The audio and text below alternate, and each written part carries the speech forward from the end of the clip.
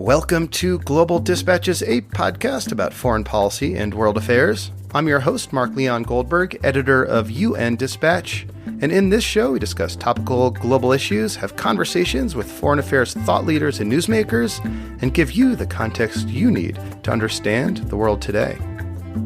Go to globaldispatchespodcast.com to learn more. And now on with the show. Linda Thomas-Greenfield has been tapped by President-elect Joe Biden to serve as the United States ambassador to the United Nations.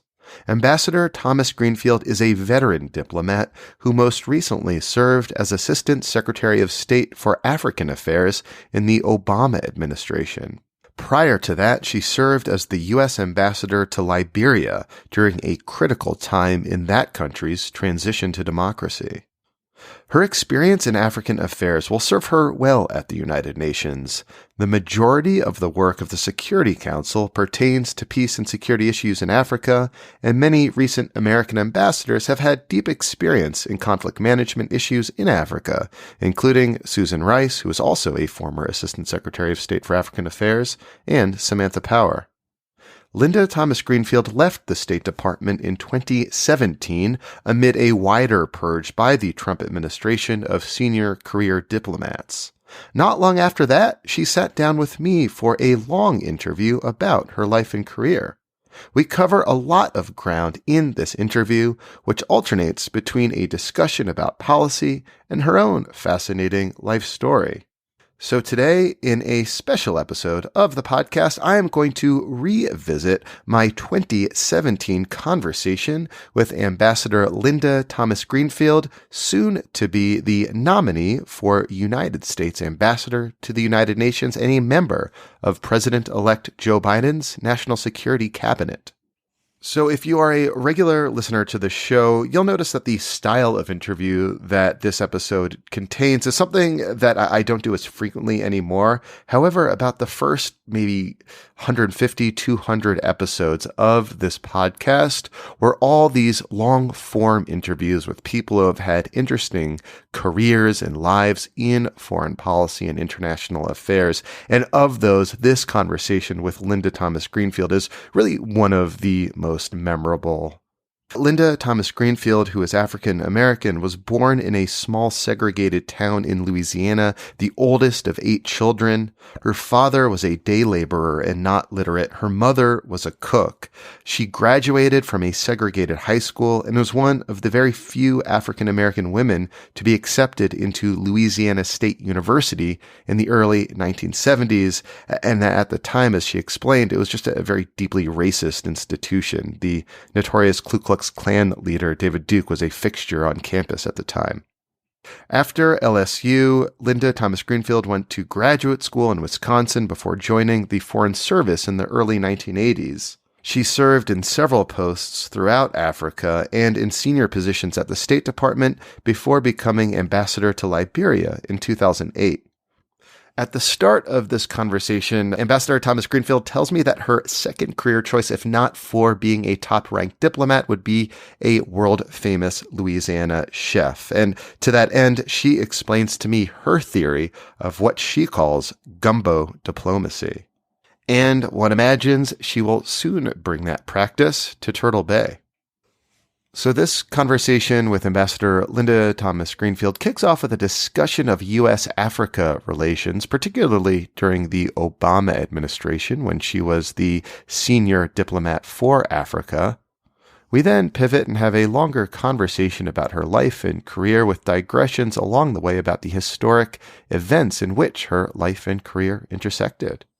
And you'll also get a good sense of what animates the next United States ambassador to the United Nations. This episode, like dozens of older episodes that are my long-form interviews with individuals who have led really interesting lives and careers in foreign policy and international affairs, was available exclusively to premium subscribers. However, because of the newsworthiness of this episode, I've decided to make it available to everyone. However, if you want to unlock access to those dozens and dozens of older episodes that are in-depth interviews with really interesting individuals, please visit patreon.com/global dispatches or click on the links in the show notes of this episode. The archive is truly an amazing resource, and it's available to supporters of the show, so thank you in advance.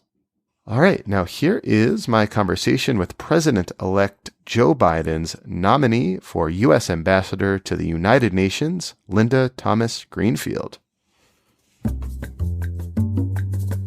When I took this job, when I was offered the job in June of 2013, it was a few weeks before the president took his trip to Africa.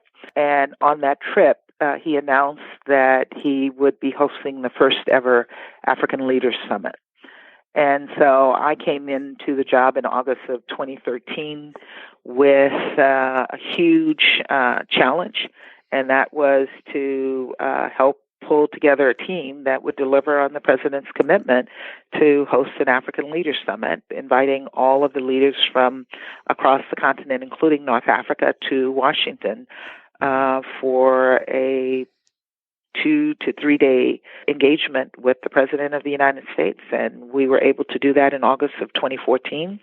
And it was, in my estimation, and I think I've seen in others' estimation as well, an extraordinary success. The president was heavily engaged with the leaders in an all-day session. We had a business forum the day before, in which we brought businesses from across Africa, companies from the U.S., and leaders together in one room to look at opportunities for business on the continent. And when I talk to African leaders, they are still glowing. Oh. It's been 3 years, and that summit still has resonance on the continent of Africa. And one of the questions that I was asked very, very quickly with the new administration was, will the new administration host another Leaders Summit? And we just don't know that. Yeah, to be decided. We don't know that yet. It's to be decided. It would be my strong recommendation to the new Assistant Secretary that he or she propose that the President host the Leaders Summit. We got quite, I think, a lot of mileage from that summit. And it's it's fair to say that there is no Assistant Secretary of State for African Affairs, just as there is no many other Assistant Secretary of States. But none of the regional, none have been appointed. Yeah. So let me ask you a question. So your description of how these African officials are kind of like glowing at this opportunity kind of reminds me of this really interesting exchange I had with the chairperson of the African Commission, Jean Ping, probably like 2 weeks. The previous one. The previous one, yeah. So this was about 2 weeks after the Obama the 08 election. So it was like November of 2008. And I was at a conference in Addis, and I just sort of caught myself talking to Jean Ping, and I was kind of asking him, his impressions on Obama, because, Obama fever was like everywhere.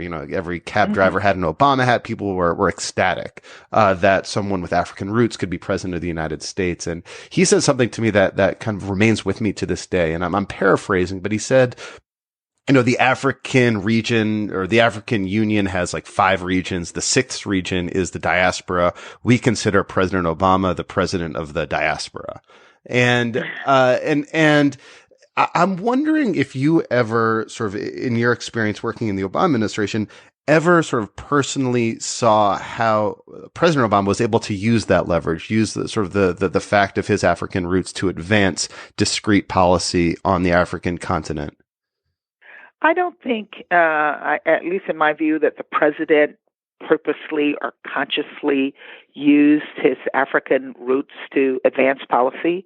But I think that Africans and others who were involved on Africa policy saw it as a positive benefit and used it as a benefit. But I don't think the president himself made any efforts to use his background as any kind of leverage. Well, was that like almost a missed opportunity then? I mean, it's just like it's unique in obviously American history, but also like, world history.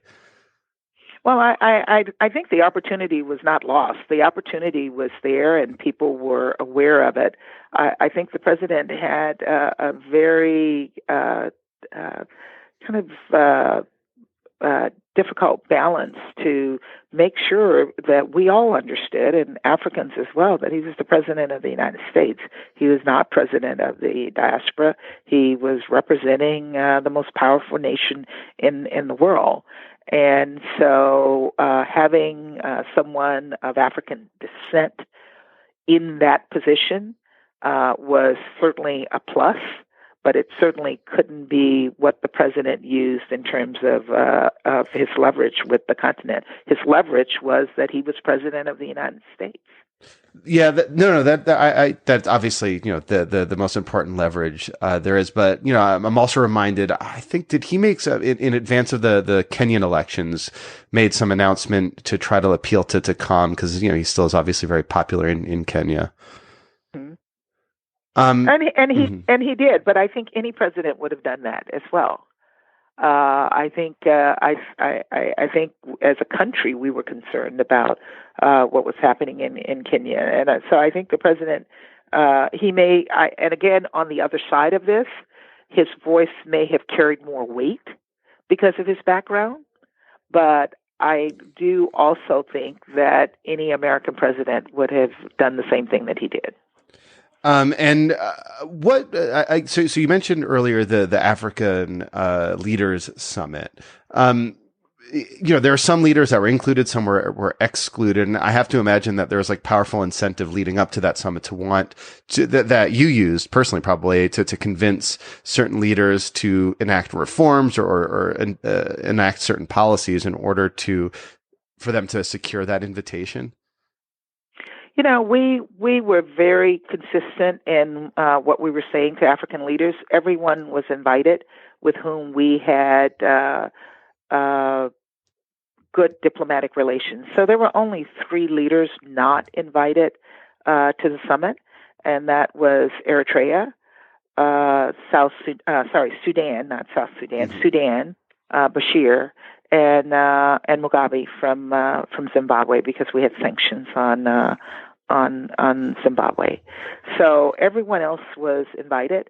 We did see it as the invitation as leverage because all of the leaders wanted to be invited, and we had, I think, a unique opportunity to raise some of the most sensitive issues with these leaders here in Washington. And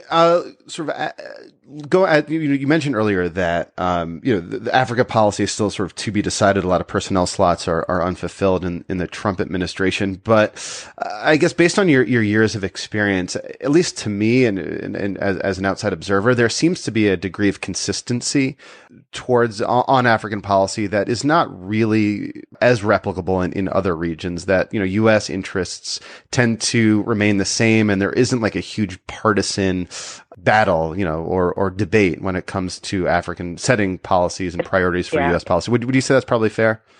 It's absolutely fair. In fact, when we started this conversation, I wrote a little note for myself to remind me to note the importance of bipartisan support for Africa, and it has always been bipartisan. If you look back to as far back as the Bush administration and through the first Bush administration, through the Clinton administration, the second Bush administration, our policy in Africa has been bipartisan. On the Hill, both sides have been supporters of Africa. Both sides have taken strong issue with the challenges that we face in Africa, whether it's fighting terrorism, whether it's dealing with the situation in South Sudan, dealing with famine, or some of the opportunities such as the AGOA initiative, which allows African goods to be imported into the United States duty-free, or the Young African Leaders initiative that was supported by both sides. And yeah, I mean, as you said earlier, it's one of those enduring kind of, frankly, one of the last remnants of a bipartisan consensus that exists seems to be on Africa. And as you mentioned, it seems to me that, counterterrorism is one top issue, trade is another top issue, and development and sort of disease fighting is another kind of top issue. And all of those tend to have a degree of bipartisan consensus when it comes to Africa. Absolutely, and I think that will continue in the new administration as well. I don't see any signs that is going to change, and I think it's one of the things that gives the Africans or the advocates for Africans confidence that we will continue to be engaged on the continent. So I'd love to switch gears and learn more about you and your background. So where are you from? Where are you born? I'm from Louisiana, a little town right outside of Baton Rouge called Baker. Baker. And when were you born there? What year? I was born in 1952. So in a rural town, a small rural town? Very small rural town, very segregated, and very much a struggling, working class, poor community. What did your parents do? My father was a laborer, and my mother was a cook. And I consider myself a cook. If I did my career all over again, I'd probably be a famous Louisiana chef. Do you have any favorite dishes? Or what was your favorite of your mom? Did you have like a favorite dish that your mom made you that you would love to eat, you'd love to replicate? It's funny that you asked what my mom made because she doesn't cook anymore, but one of the things that she used to make was something called potato gravy, and it was a gravy made with white potatoes and onions, and she might put little pieces of bacon in it or something, and we would eat it over rice, and it was really extraordinary. And she asked once when I was coming home, what did I want her to make? And I said, make potato gravy. And she said, I don't do that anymore. I only made that when we were poor and we couldn't afford meat. And so she would make potato gravy, and I didn't know, when you're young, you don't know that you're poor unless you're starving, and we weren't starving, but we'd eat potato gravy instead of meat gravy. And it's one of those things, and I never learned to make it. I have a brother who knows how to make it, and occasionally he'll make it for me when I'm home, but it's not something that we eat because now they can afford meat. That's so interesting. I mean, and I mean, I just like can imagine as a child. I mean, how you said you weren't sort of aware of your relative your poverty, but like were there looking back? Obviously, that's like was a big moment, kind of knowing the kind of food you ate was kind of different or from what you otherwise would have eaten. But were there other instances or other memories that suggest to you that wow, we really did grow up in a different economic class than you're in now? My father for years was not employed. I learned when I was in 12th grade that he was illiterate. I didn't realize he was such a hard worker. It never even occurred to me he was illiterate. But that certainly held him back. He never went beyond third grade because he was the oldest son in a rural family, and he had to help the family work on the farm. And so when he first got his first full-time job, he got it because there was a strike at one of these chemical plants in Louisiana. I think it actually was U.S. Rubber. And so the company needed workers, and the black laborers walked across the picket line, and that's how my father got his first job. And so even today, as liberal as I might be, I'm very supportive of people being allowed the right to work, because had my father not been allowed to work, because he was not a member of the union, and the unions at that time were very segregated, very racist. So he wasn't a member of a union. He couldn't get a job. And so the strike allowed him to cross the picket line. And of course, there were the challenges of anybody crossing a picket line in those days. You just didn't do it. But he did it, and then ended up employed by U.S. Rubber for the rest of his life. So you were born before Brown versus Board of Education. I think you said 1952. That was, I believe, Yes. 1955, right? Yeah. So did your town, because I know there are disparities in the actual implementation of the Supreme Court ruling. So I went to a segregated school. I graduated from a segregated school. I went to LSU in 1970, and while it was not then no longer completely segregated, it was a rare moment for a Black person to go to Louisiana State University in 1970, and it was not an enjoyable experience. I've sort of come to terms with that experience in my late adulthood, and in 2010, LSU gave me the one of their Distinguished Alumni Awards, and at that speech, I said to them that I felt that my experiences at LSU had really contributed to who I'd become, because I'd learned how to deal with adversity, and what were some of those experiences? I mean, what? I mean, just from looking again, like at the history. I mean, so you were probably about 12 years old in 1964, right? When the Civil Rights Act was passed. I mean, you must have at that point probably some profound memories of that moment. Not at all, because you live in a little rural town. You're isolated from the things that are happening. Nothing changed that I can recall when I was 12 years old. The interesting thing that happened when I was 12 that brought me into kind of a little bit more of a national world was the entry into our little town of Peace Corps. Peace Corps came in about 1963, 1964, to this little town in Baker to train Peace Corps volunteers who were going to Africa, and they brought with them African students who were teaching them the local languages. They were learning Siswati and Somali. And so that was my first time ever meeting an African, but it was also the first time that I had experienced people challenging the segregation that we lived in this little town. So we have these white Peace Corps volunteers and their African teachers who wanted to go to the local washateria to wash their clothes. And it was and I recall the sign very clearly on the corner for whites only. And they picketed in front of this place and got the sign removed so that Peace Corps volunteers and the Africans who were teaching them could go and use this facility. So you had an African picketing white racism against African Americans. That's kind of that's interesting. It's funny. I don't know that the Africans themselves participated, but the Peace Corps volunteers did. But why? I don't understand. Why would the Peace Corps volunteers come to Baker, Louisiana? That's interesting. I think back in the 60s, and I've talked to Peace Corps about this, they used to train in the United States instead of going to train in Africa. And in this little town, there was an old historical Black Baptist college that had closed down.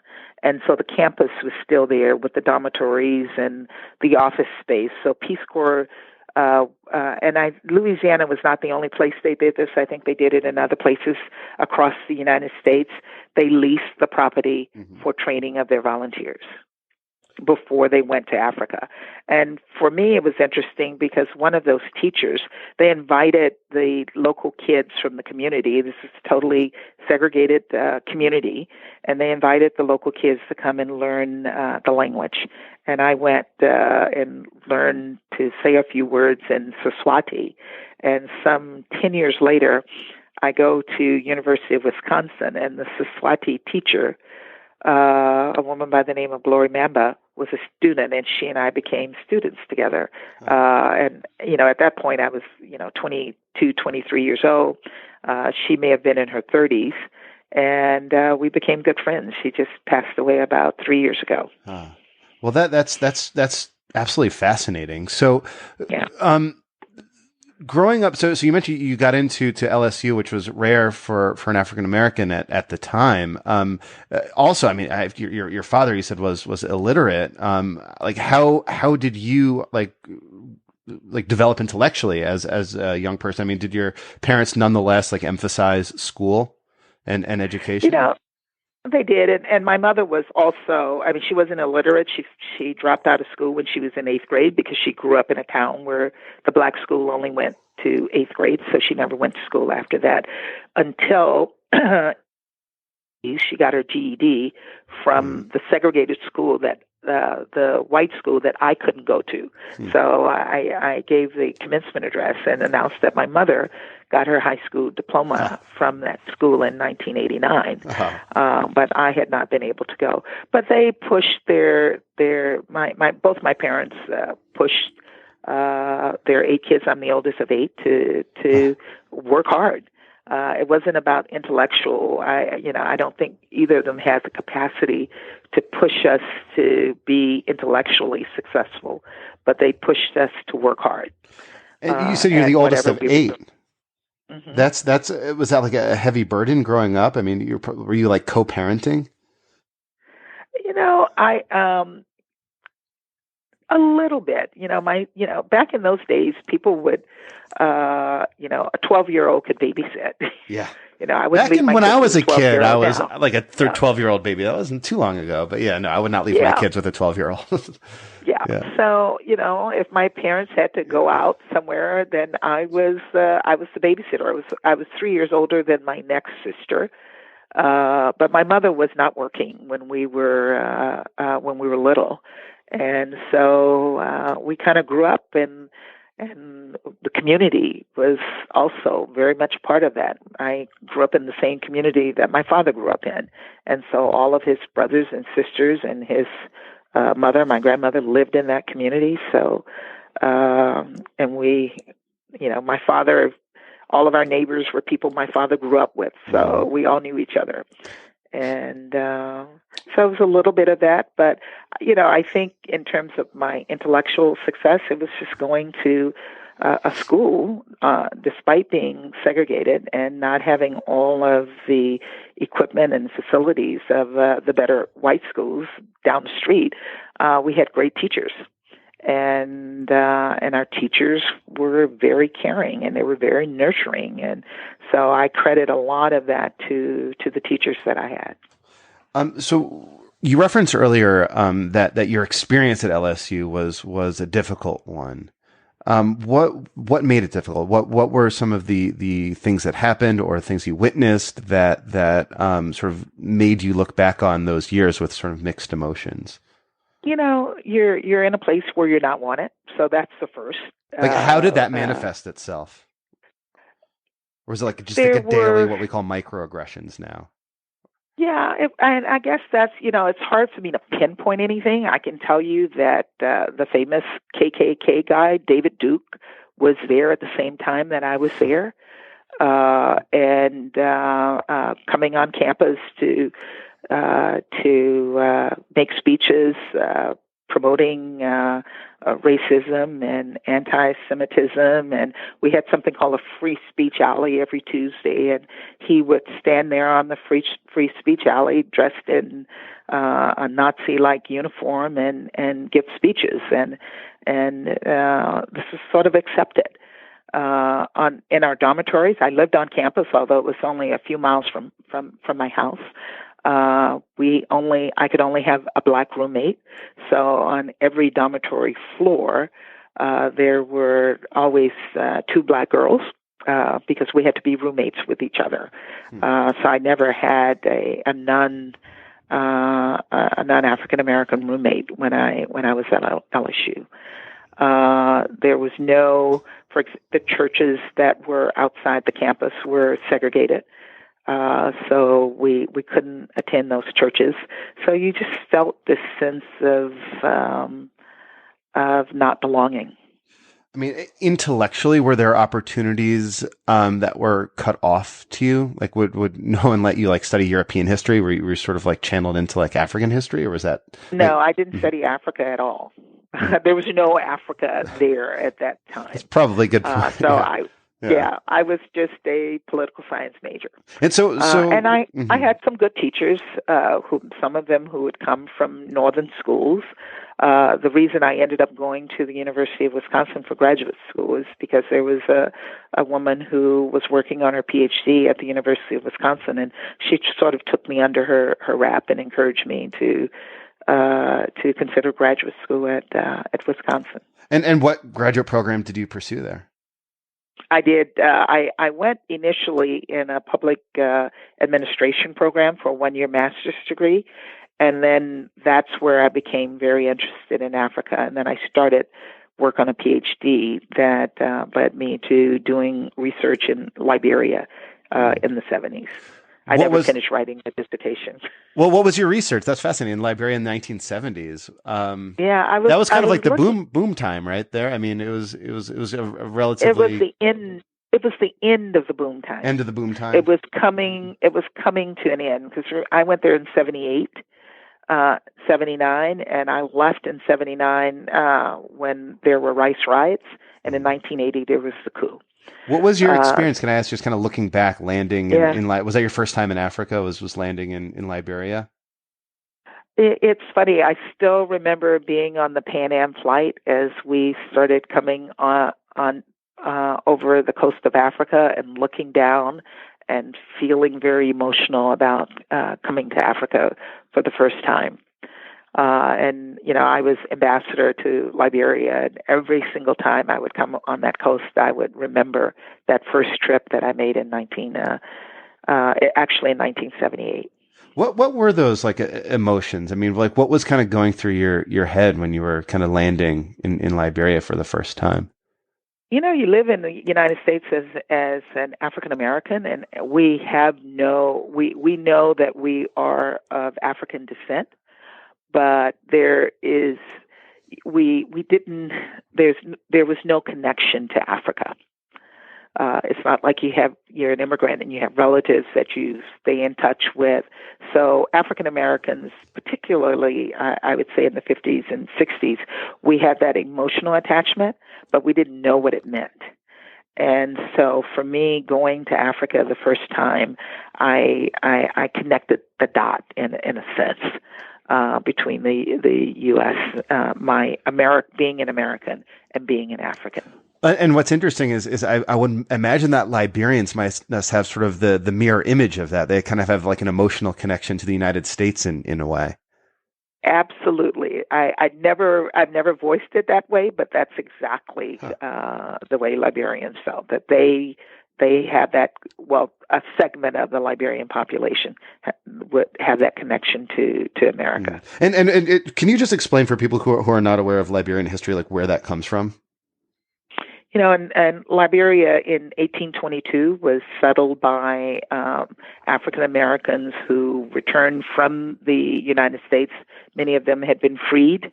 Some of them were slaves who were freed under the condition that they returned to Africa.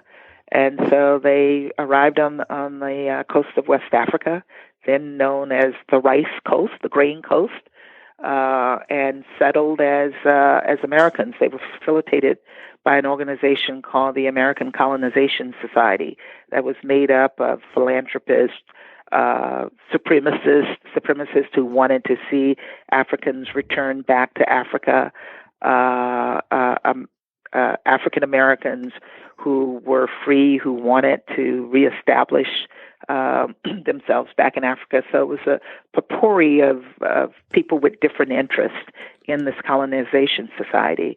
And so they arrived and settled in Africa. And you always hear that Liberia was never colonized. I dispute that. I think that these were colonizers who came and settled in this country and brought in a different culture, although the same race, a very different culture, and pretty much a culture that emulated the experiences that many of them had had in the United States. And it's, fair to say that you still see like the both politically and culturally, like the trappings of that, like, the language is a version of English, basically. The flag is almost like a knockoff of the U.S. flag and the with capital one star. With one star. Yeah. And the capital is Monrovian, named after the U.S. President James Monroe. And when you travel around Liberia, there are lots of names that are very familiar. You have Buchanan as one of the major cities. There is actually a settlement that's called Louisiana.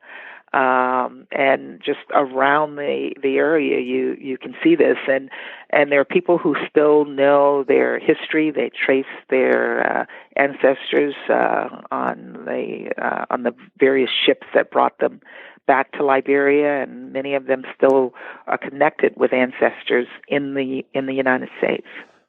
So how did you get involved in diplomacy and become a diplomat? You had these intellectual passions, these interests in Liberia and in Africa, but how did you actually become and join the State Department? Well, it's interesting because my intention was to be an academic, so that was why I was doing research and studying in Liberia. But when I was in Liberia, I began to meet people who worked at the embassy there, and one of those people was my husband. Not for 4 years did he become my husband, but I met him in Liberia in 1978, and we got married in 1982. So that whetted my interest in the State Department. Literally. Yeah, it did. Yeah. And I took the Foreign Service exam. I wasn't completely committed to doing the Foreign Service, but I thought, this would be something interesting to do, and I didn't know that I was going to end up being married to someone there. And so I went back to Madison, Wisconsin in 1979 and started writing my dissertation. I was then offered a job at Bucknell University, and I went off to Bucknell. But before I took the job at Bucknell, I got notified that I had passed the oral exam of the State Department, and I was given an offer to join the Foreign Service in 1980. But I had already committed to teaching at Bucknell, so I turned the State Department down and went off and I taught at Bucknell for a year and a half from 1980 to 1982 and came into the Foreign Service in January of 82. And what was your first posting? Jamaica. Okay. How did they pick Jamaica for you? It's interesting. When you're new in the service, you don't get to pick your assignments. They are picked for you. And I knew I wanted to go to Africa, but my husband was assigned to Washington, and I knew I had to go overseas. So I put as number 1 on my list, Ouagadougou, and I put as number 2 on my list, Jamaica. And they're not close to each other. Nope. And the Jamaica was I could commute to Washington to see my husband. Mm-hmm. Actually, Ouagadougou is the capital of Burkina Faso, for people who are not familiar. Yes. Yeah. So I was assigned to Jamaica. So that was my first assignment. And my second assignment was Nigeria. And from that moment on, I spent the bulk of my career in Africa. And so when did you end up in Nigeria? I was in Nigeria from 84 to 86. Okay. It was my second assignment. And then I went from there to the Gambia, where I served from 86 to 89. So can I ask, going from like a very large country like Nigeria, where you are still, I presume, like a relatively junior State Department official, to a much smaller country like the Gambia, you said, where you're probably a little more senior. Did you have like more leeway in terms of like policy and getting to set the agenda when you were kind of a relatively junior position in the Gambia as opposed to Nigeria? Yeah, it's funny you ask that. When I advise incoming officers now, I encourage them to look at the smaller posts because you do get more responsibility and more exposure when you are in a smaller post because you do everything. So when I was in the Gambia, I was not just the political officer, I was the economics officer, I was the consular officer, I handled military affairs, I handled public affairs, I handled everything that wasn't done by the ambassador or the management and admin people. So you do get a lot of exposure when you're in a small post like that. There were only 6 of us. Mm-hmm. And I was able to meet with the president. You don't get to meet with the president when you're one of 200 people in Nigeria. But if you're one of six in the Gambia, you do. And so this was, I presume, before the Jammeh era, right? It was before the Jammeh era. President Jawara, who was their first president from independence, had been there about 20 years. And I guess what was that? There's like, that's kind of an interesting, I think, aspect of African history, that you have these liberation leaders who become, there seems at least to be almost like a tendency where they're sort of greeted as heroes, but then maybe stay on a little too long and then become kind of a little corrupt and a little more corrupt, and then are eventually deposed in a coup. And that sort of seems to be the what happened in Gambia at the time. But like, I mean, at the time, like, did you witness that trend in action?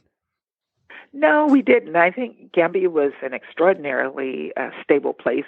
People were beginning to express some disenchantment with President Jawara. They felt he had stayed too long. The corruption was palpable. But I didn't get a sense that there were any plans to overthrow him. I think people still felt that there would be some kind of stable transition. There would be an election, or he would die, and someone else would come into power. So when Jammeh overthrew him in, I think, 1994, it came as a bit of a surprise. And I think even Jammeh himself was surprised. And I think Jammeh was also surprised last year when he lost an election to, what is his name, Barrow, right? Mr. Barrow? Yes. Adama Barrow. Yes. And that was my last trip in as assistant secretary, was to the inauguration of Barrow. And I really felt like it was a victory lap, because we had all done so much work to help Gambia in this transition. And the members of the international community, and particularly the regional organizations, the neighbors, that worked diligently to put pressure on Jammeh to accept the results of the election, and he finally did. And I should say, I should plug, I did a previous episode of the podcast that looked exclusively at the Gambian election, just because I think they're just like such an interesting microcosm into one, like, it's sort of things like worked as they should have. A guy called for an election as he should have. He lost that election despite trying to rig the results. Yeah, despite trying to rig the results, and accepted it. There's that famous, he filmed himself calling his opponent and conceding, but then it took him a little longer to concede. And I'm sure you had a lot to do behind the scenes to make sure that he left the country. Go ahead. We all worked hard. Oh, good. Well, you did, and congratulations. So, we don't have too much time, but I would love to learn about what the experience was like to become ambassador of Liberia. Like, how did you know that you were being nominated for this post, and what was that experience? How did you come to learn that news? That's interesting.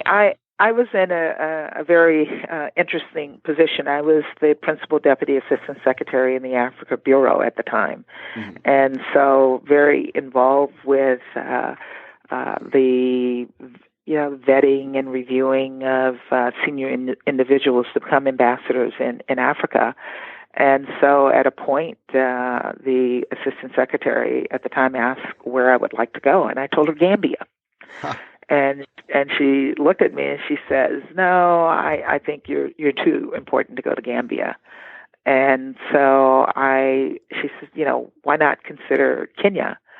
And I said, "If you really think I'm capable of being ambassador to Kenya, then I want to be ambassador to Liberia."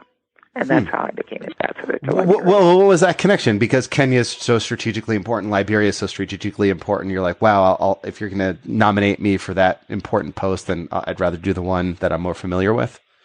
No, it wasn't just that I was familiar with it. It was that Liberia had made history.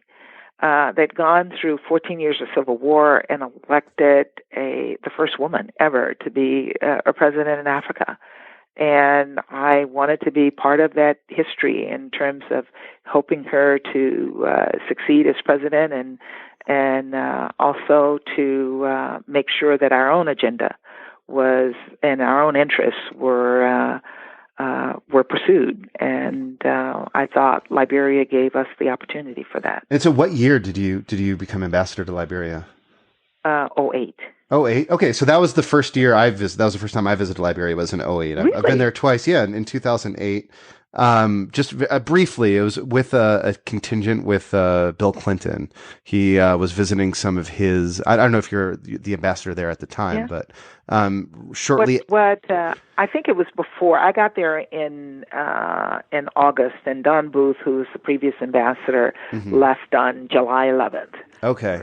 Well, it was sometime over the summer. It was sometime after Hillary Clinton conceded to Barack Obama in the primaries, because after that, the Clinton Foundation organized this, trip for Bill Clinton. They brought along a bunch of journalists, myself being one of them, and also a lot of, I think, Hillary Clinton campaign supporters to visit a number of projects. I wasn't there. I think it happened before I arrived. It was a brief trip, but so it was. I was there. It was just maybe a day in Liberia in 2008. Then I spent a few days in Liberia again in 2012. And just the amount of construction and progress and development in those 4 years was just stunning to me.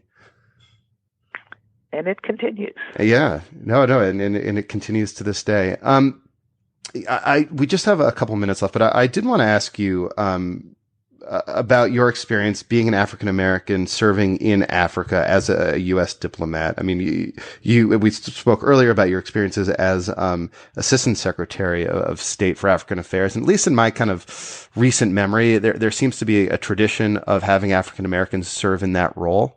Like, does that, do you think, affect the diplomacy at all? I think, a person with experience in Africa, regardless of race, can be effective. I also think I could have been equally effective as the Assistant Secretary for Europe or Assistant Secretary for East Asia. And I chose as my career path to focus on Africa. And we've had some extraordinarily successful white male assistant secretaries for the Africa Bureau as well. So I don't know that I was successful because of being an African American. I do think that when I walk in the door, it's for Africans who I'm meeting with, they like the fact that they're seeing someone who looks like them. But I think when we really got down to doing business, it was no different it would not have been any different. It's my style that made me different. And I could have the style being of any race. Looking forward, so you are now at Georgetown, also affiliated with the State Department. What are you doing at Georgetown? Anything we can look forward to in the coming months and weeks? It's interesting. Right now, I'm working with a group of students. I started in March, so it was too late in the academic year for me to teach.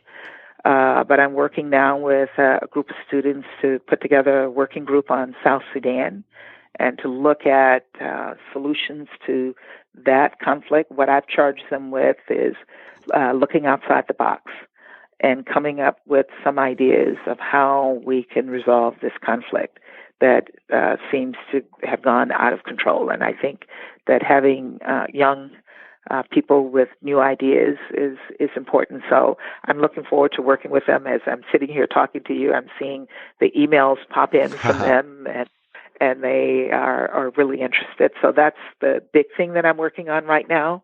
I also have committed to giving lectures. So I gave a lecture 2 weeks ago on the challenges facing Africa on the world stage. I'm giving a lecture tomorrow expanding on that discussion. And I'm working with advising students who are interested in public service. And I think this is the period where we have to really give a lot of attention to young people so that they can remain interested in public service. So I see that as my goal. My appointment is only for 6 months. So I'm trying to really pile a lot in so that I can make myself relevant to the university. I'm going to spend the summer doing some writing. I'm not sure what I'm going to do with it, whether it will be chapters of a future book or articles that I'll publish at some point. And then you can start your career as a chef after that, I suppose. Well, I do something. People always laugh, but I have something I call gumbo diplomacy. So I do. I'll invite people over and make gumbo, which is a famous Louisiana dish, and it's a very hands-on dish. And I find that people like to sit around good food and talk. And when I was ambassador, if I wanted people to really enjoy my residence and enjoy the company enjoy my company, I did the cooking myself. I didn't have my staff do the cooking. If I had 100 people coming for a reception, the staff would do it.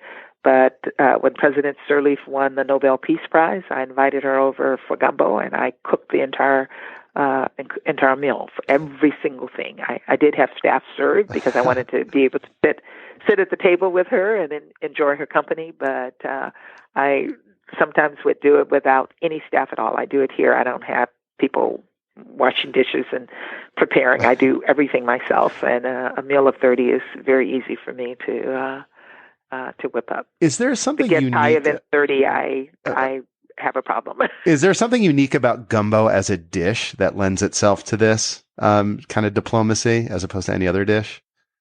Well, for one thing, it's really good. Well, of course. Yeah. And it's unique because it does kind of require a lot of hands. If you don't have to. I do it by myself all the time. But just the preparation of it is so unique. The making of roux and the using of the Holy Trinity, which is the mainstay of Louisiana cooking. That's onions, green pepper, and celery. So if I put together a recipe for someone, I just say, put in the Holy Trinity. And for me, the Holy Trinity is 2 parts onion and 1 part green pepper and celery. So if I use 2 cups of onions, I would use 1 cup of each of celery and green pepper. And so people who know who want my recipes know exactly what I mean when I say Holy Trinity. That's amazing. And that's in Louisiana cooking. It's not just me. So I didn't make this. Is not my own creation. It's Louisiana, and people in Louisiana. Everybody has their own recipe for gumbo. Everybody's gumbo tastes different, so you kind of never have 2 of the same gumbo. Even when I make it myself, it's not the same each time. Well, what did Ellen Johnson Sirleaf say about your gumbo? Did she have any comments? Well, what she told me is that she loved it. I don't know what she said behind my back. She may have said, I don't get the big deal about this, but her other big thing I'll tell, and she won't mind me saying, is she loves cornbread. And she would love Jiffy Mix, which is a store brand box mix. And so I said to her, I would never use Jiffy. I make my cornbread from scratch. So for her, I made cornbread, and I think she probably enjoyed the cornbread as much as she enjoyed the gumbo. That's great. Well, Ambassador, thank you so much for being so open and honest and sharing your stories and struggles and inspiration. So thank you. Thank you. Now I'm hungry. I know. Well, come on over and I'll make you some gumbo. Oh, absolutely. I'll be there tonight. See you at 7. Okay. Thank you, Ambassador. Works for me. Bye-bye. All right. Thank you all for listening. And I'm sure this conversation will have been very useful to those of you around the United Nations who want to get a deeper sense of who the next U.S. ambassador to the United Nations is. And again, to support the show, to unlock other episodes similar to this one, in fact, please visit patreon.com/globaldispatches. Thank you, and we'll see you next time. Bye.